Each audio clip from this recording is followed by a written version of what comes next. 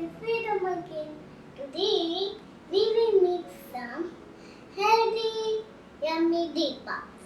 For date puff, we need some puff sticks and some seedless dates and some melted chocolate and some sprinkles. Now we will fix this into puff stick.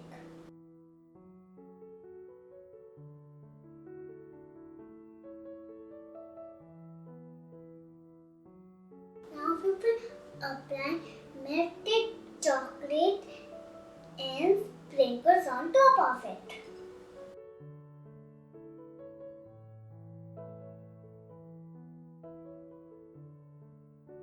Now let's add sprinkles.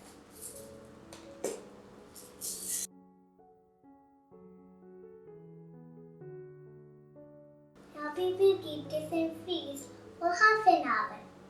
Healthy date pops are ready.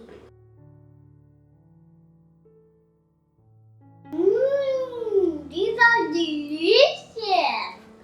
Try this healthy date pops and enjoy your treat.